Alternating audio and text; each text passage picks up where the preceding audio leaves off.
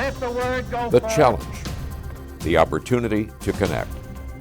The 1960s, a time of imagination and change, a time of anger and fear. The 1960s, a pioneering program called Challenge. Good evening, ladies and gentlemen. That looked at our connections, our divisions, through the lens of shared values. With something real. 60 years later, we examine our divisions, our connections, our shared pains and successes in a new program called Challenge 2.0. Millie Smith was one of 20,000 American children secretly exposed to radioactive gases released from the Hanford Nuclear Reservation in eastern Washington. She later told Congress she developed metastasized thyroid cancer, describing classmates who died, illness-induced poverty that forced her to subsist at times on rice and popcorn. We are as abused children, victims of our own country, she testified. Despite the stories of Miller and others, and the investigative reporting that uncovered the suppression of evidence, governments and corporations are today increasingly seeking to roll back disclosure and safety standards. In this second episode of the Atomic Pilgrim, we look at lessons learned and lessons spurned. So we're fortunate to have with us today James Patrick Thomas. Jim is what you normally go by, and Jim is the author of Atomic Pilgrim, and it not only covered your 6,700-mile journey, but also how that relates to problems that we're seeing in this country, and we're seeing in this country in terms of the production of nuclear weapons. We talked about the 6,700-mile journey before, but for folks that didn't have the opportunity to watch that, could you just give us a brief overview of what it was and what motivated you to do that? Yeah, so there was 20 of us in the core group of pilgrims. We walked across the United States, across Europe, to Bethlehem in 82 and 1983. Mm-hmm.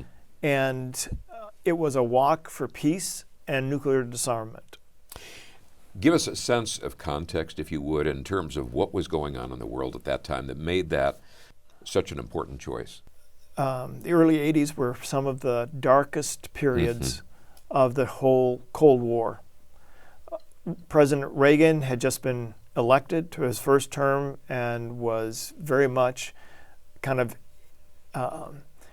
putting himself in the face of the Soviet Union and confronting them in sometimes very bellicose language.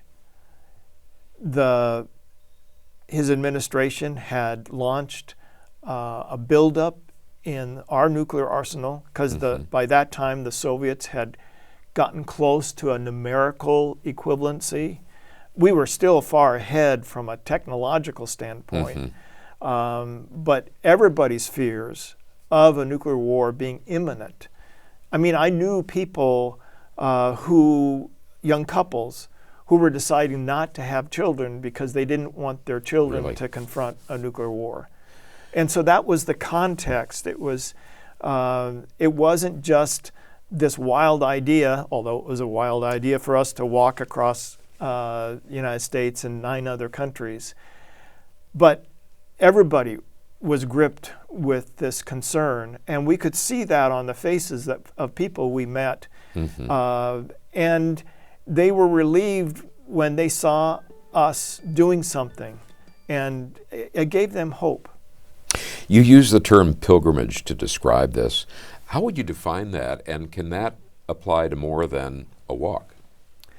Well, I mean, these days, when people go on pilgrimage, they usually fly to a holy place, and for us, we wanted to go back to the traditional concept of pilgrimage, of making a walking journey, of living very simply, and that the journey itself was a prayer for peace.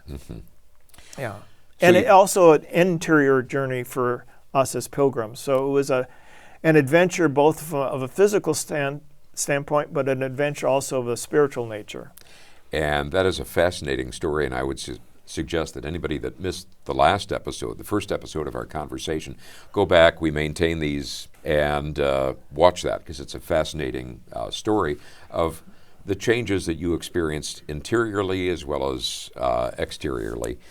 But let's move on. You finished your pilgrimage. You came back to the States, but that wasn't the end of your effort advocating on behalf of these issues. So take us to that next step. Well, I knew from this experience that I wanted to continue to work for disarmament. Mm-hmm. And so after I got back from Bethlehem, I returned to my parents' house in Spokane and was going to spend a few months there trying to figure out, well, do I want to go back to and live in Seattle or maybe Washington, D.C., or, I was trying to figure out what do I do next. And within a matter of weeks, there was reporting by Karen Dorn Steele in the Spokesman Review in Spokane, as well as other media, about the restart of the plutonium operations at Hanford. Mm-hmm. Hanford is located in south central Washington State near the Tri-Cities of Richland, Kennewick, and Pasco. In 1943, it was chosen by the Manhattan Project to produce plutonium for use in nuclear weapons. The bomb that was detonated over Nagasaki was made of plutonium produced at Hanford. And then Hanford continued to produce about 2/3 of the plutonium in the U.S. nuclear weapons arsenal, mostly in the 50s and 60s. In 1972, everything was shut down because we had produced enough plutonium, but Reagan wanted more. And so they restarted the plutonium facilities at Hanford in late 83, just as I was finishing the walk. Right. And so they had some equipment and other kind of process problems in restarting, and the initial reports from Karen Dorn Steele were that there was an increase of radiation releases from the Hanford. And that really caught my interest. And I started asking questions. I started doing research. And within within 6 months, I had gotten in contact with other people in Spokane who were asking the same kind of questions. And I think, if I remember correctly, and it's been a couple of weeks since I read that part of your book, but I think you were in a bookstore and you encountered a book that was written about Karen Silkwood. Yes.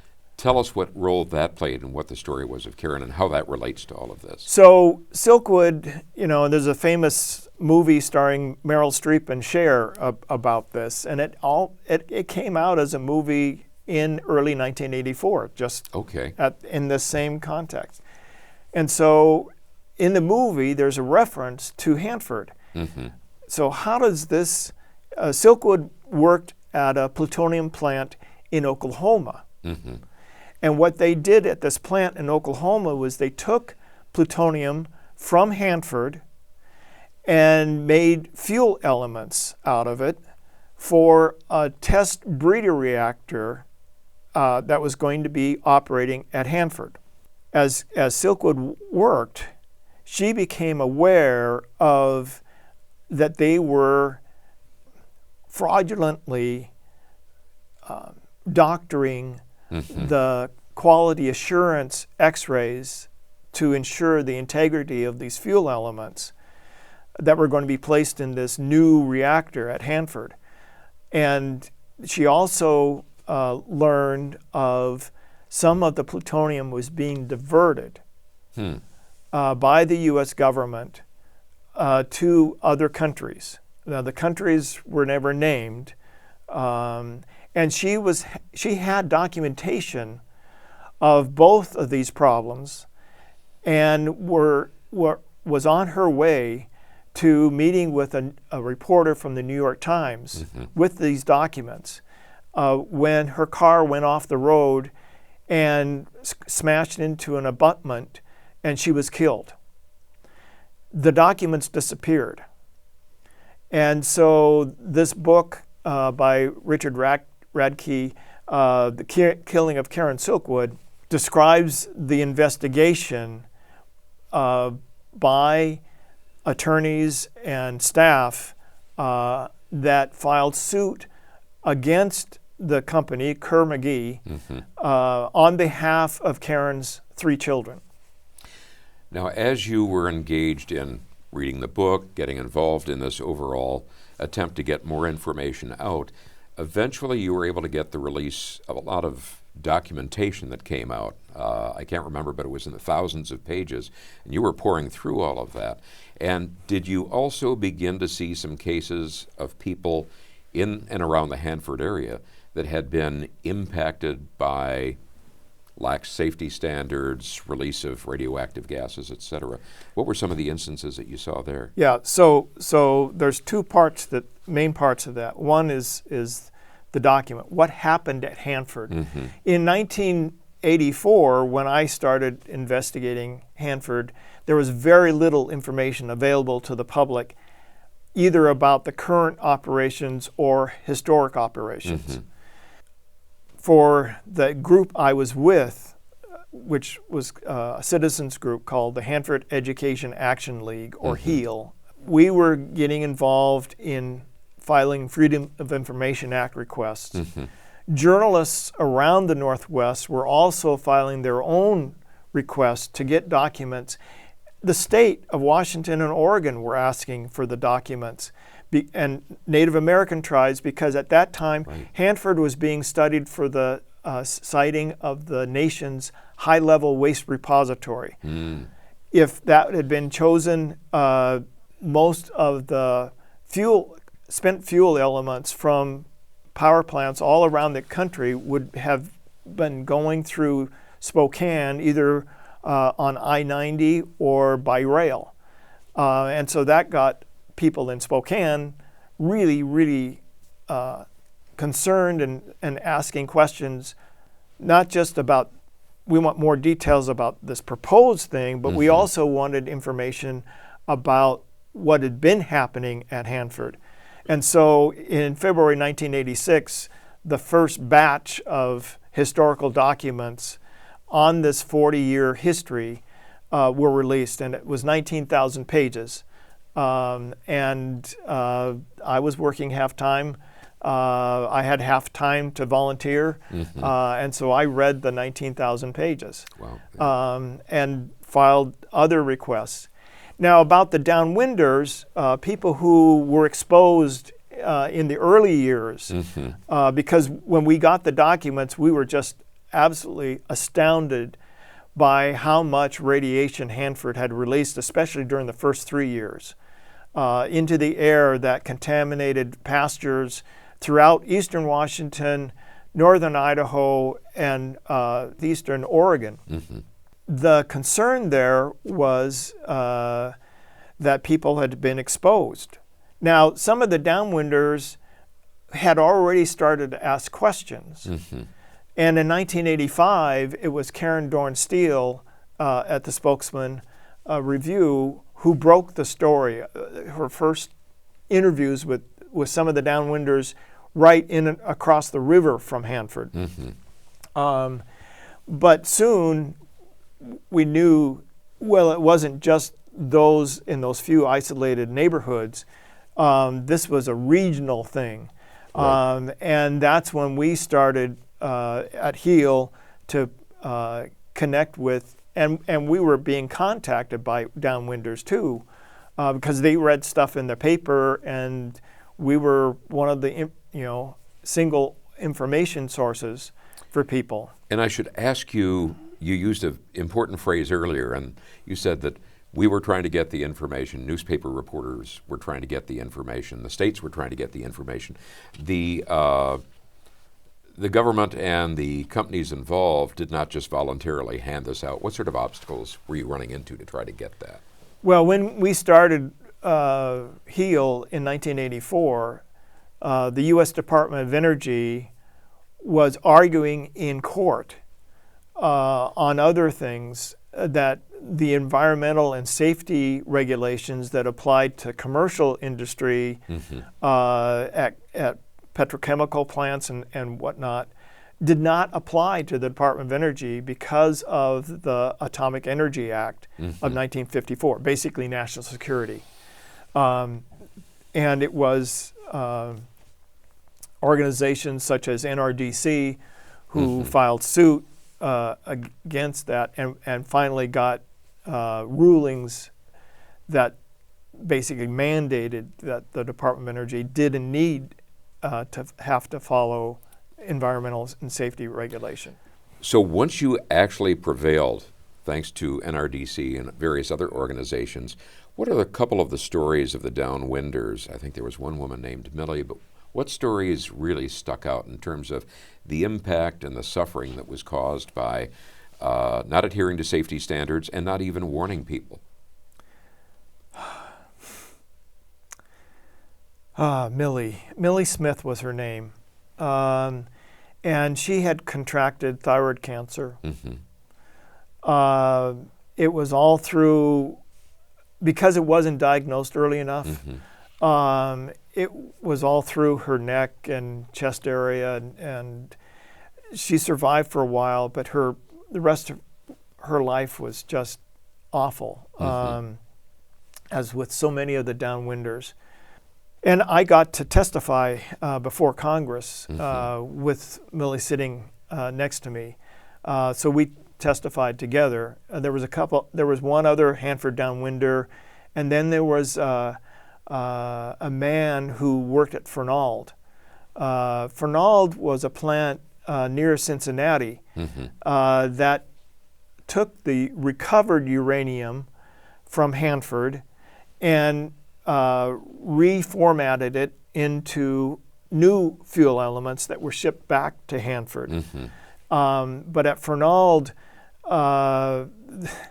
this guy, I couldn't believe it when he was testifying, said that there were birds flying near the plant that would just literally drop out of the air because of the contamination. Wow.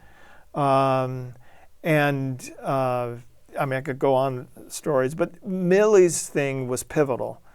Her testimony was recounted decades of suffering, and it wasn't just that Hanford had done this incredible release of radiation. It was during the war, and when you go back through the documents, you actually find out that more than half of what radiation was released in 1945 happened after Japan surrendered. So we're not just talking about something that might be explained away as, well, we needed to win the war and for the security of our country. It was after that. And so, okay, there's also huge releases to the river in the late 50s and early 60s especially. And Hanford didn't breathe a word of this to the public until 1986, when citizens and journalists and others forced the Department of Energy to come clean. But that wasn't all the story. I mean, what did the Department of Energy at Hanford know, and when did it know it? And so when did they find out that milk was the primary pathway of cows eating contaminated pasture grass and ingesting that and then passing it through their milk to whoever, humans who drank the milk, especially children. Right. It took me decades, additional research, to find out that it was in 1945 that they were already aware of the milk pathway, and that they also knew that ingesting natural forms of iodine, because the main isotope coming out of the stacks was radioactive iodine, which concentrates in the human thyroid. They also knew that if you ate enough iodized salt or had other natural sources of iodine in your diet, that would saturate the gland so it wouldn't take up any of the radioactive. The additional source that was in the atmosphere. They knew all of that in 1945. But said nothing. Said nothing. In fact, they took pains to reassure. They were so afraid, even though they had produced the most powerful weapon in the history of the human race, they were terrified of what the citizens would do if they were told the real truth. I think back, and I can't remember, it was the end of the Eisenhower administration, and General Eisenhower, President Eisenhower, who had been key in the World War II victory, left with a warning to beware the military-industrial complex, that sort of coziness and willingness to override concerns about safety of citizens living in an area or that were exposed to this. And what does that speak to you in terms of what we saw, what you were still seeing in the 80s that had been warned of 20 plus years before? Well, the whole production of nuclear materials in this country is done by now the Department of Energy, but earlier the Atomic Energy Commission, but the Manhattan Project. But all of it's been operated with only a few federal employees overseeing contractors. So DuPont built Hanford. General Electric operated Hanford from about 46 to 66 for 20 years. There are major corporations, Bechtel being one of them, now at Hanford. So it's the same thing, but when the documents were released, there was scientific reports, but there was almost no reports about how the corporate elite in DuPont, General Electric, and the others, how they were seeing the liability to those corporations. They were able to get off scot-free. There have since been some agencies set up, some safety standards and reporting, but as we look at a variety of other environmental factors, I'm thinking of fossil fuel production, fracking, and the substances that are being used to inject into the Earth's geological structure to extract that, large livestock operations and the release of effluent. And yet there seems to be a very strong and concerted effort to roll back the ability of the public, the media, to get access to that. Given your perspectives over decades of work on this, what perspectives does that give you in terms of this trend and what people should be doing to try to protect that ability to get that information? Citizens have to keep a role in it, both from having access to information, but also to having meaningful role in the decision-making process. And with the current U.S. administration, that is becoming less and less possible. I mean, this administration is even cutting out Congress so that there's essentially no oversight or accountability. And that's just a recipe for disaster. We have to, as citizens, have to insist that we, the people, the first three words of our U.S. Constitution are the ones that dictate to those in government what should be done, and we should have access to information. We cannot tire in the pursuit of truth. And that's becoming more difficult with the concentration of media sources and the loss of local newspapers. You mentioned, of course, Spokesman Review is still in existence, but we're seeing newspapers over a wide swath of the country simply fold up. Well, even those papers that still remain are shadows of what they used to be, with having only a few, full-time reporters, right, as opposed to dozens. And because of that, our democracy is suffering. Part of it is that Congress has allowed the main media companies, Facebook, etc. Most of Americans now get their news through social media, but the social media companies do not have to pay 1 cent to the sources of that information, sources of that reporting. And so because people are subscribing less to their local papers, the ad revenues have collapsed. And so they don't have the budget to fund reporters. So what might be a remedy for that? Anything you'd suggest to people watching? Well, there's been a number of bills introduced into Congress, into the state legislature, to force media companies, social media companies, to pay newspapers and whatnot for access to that hard work of reporters. And we need professional journalism if we are to have a robust democracy. My dad enlisted in World War II. He was a bombardier. He was injured at least on 10 different missions. He was over Northern Europe. He brought back scars, emotional and otherwise.